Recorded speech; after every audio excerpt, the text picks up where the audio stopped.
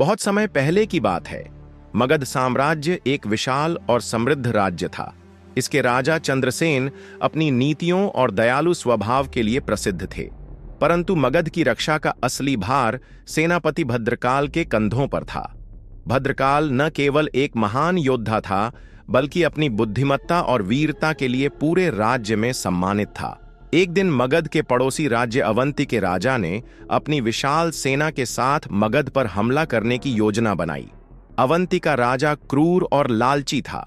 वह मगध की संपदा और शक्ति को अपने अधीन करना चाहता था। यह खबर मगध के दरबार में पहुंची तो सभी चिंतित हो गए।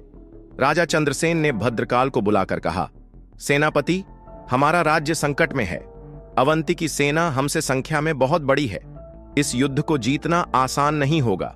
भद्रकाल ने आत्मविश्वास के साथ कहा, महाराज, युद्ध में संख्या नहीं बल्कि साहस, रणनीति और एकता जीत दिलाती है।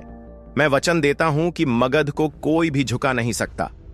भद्रकाल ने तुरंत अपनी सेना को संगठित किया। उसने हर सैनिक को तैयार रहने का आदेश दिया।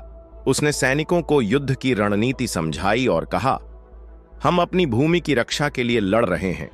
हमारी जीत केवल हमारी ताकत और विश्वास पर निर्भर करती है। कुछ ही दिनों में अवंती की सेना मगध की सीमा पर आ पहुंची। उनकी सेना बड़ी और अच्छी तरह से सुसज्जित थी। उनके सेनापति ने मगध को आत्मसमर्पण का संदेश भेजा, परंतु भद्रकाल ने उस संदेश को ठुकरा दिया और कहा, मगध कभी अपने घुटने नहीं टेकेगा। युद्ध का बिगुल बजा और दोनों सेनाओं के बीच घमासान लड़ाई शुरू हो गई। भद्रकाल ने अपनी सेना को 3 भागों में बांटा और अपने तेज दिमाग से ऐसी रणनीति अपनाई जिससे दुश्मन की सेना भ्रमित हो गई। उसने कुछ सैनिकों को पहाड़ी पर छिपा दिया जो दुश्मन की सेना पर अचानक हमला करने के लिए तैयार थे। लड़ाई के दौरान भद्रकाल स्वयं सबसे आगे खड़ा होकर अपने सैनिकों का नेतृत्व कर रहा था। वह अपनी तलवार से दुश्मनों को हराते हुए आगे बढ़ रहा था।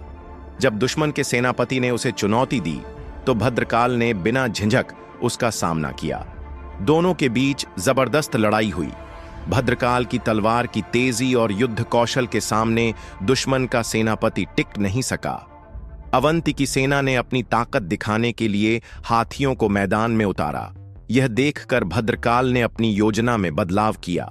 उसने अपने तीरंदाजों को आदेश दिया कि वे हाथियों को निशाना बनाएं। उसने घुड़सवारों को दुश्मन के पीछे से हमला करने के लिए भेजा। उसकी रणनीति इतनी प्रभावशाली थी कि दुश्मन की सेना बुरी तरह बिखर गई। भद्रकाल ने दुश्मन की सेना को पूरी तरह से घेर लिया। अवंती के सैनिक भयभीत होकर भागने लगे। अंत में अवंती के राजा ने हार मान ली और मगध के सामने आत्मसमर्पण कर दिया। युद्ध समाप्त होने के बाद भद्रकाल विजयी होकर मगध लौटा। राजा चंद्रसेन ने उसका भव्य स्वागत किया और उसे सम्मानित किया। दरबार में राजा ने कहा, भद्रकाल, तुम्हारी बहादुरी और बुद्धिमत्ता के कारण आज हमारा राज्य सुरक्षित है। तुमने यह सिद्ध कर दिया है कि सच्चा सेनापति वही है जो न केवल अपनी तलवार बल्कि अपने दिमाग से भी लड़ाई जीतता है। भद्रकाल ने विनम्रता से कहा, महाराज, यह जीत केवल मेरी नहीं बल्कि पूरे राज्य और हमारे वीर सैनिकों की है। हमने एकजुट होकर यह लड़ाई लड़ी और अपने कर्तव्य का पालन किया।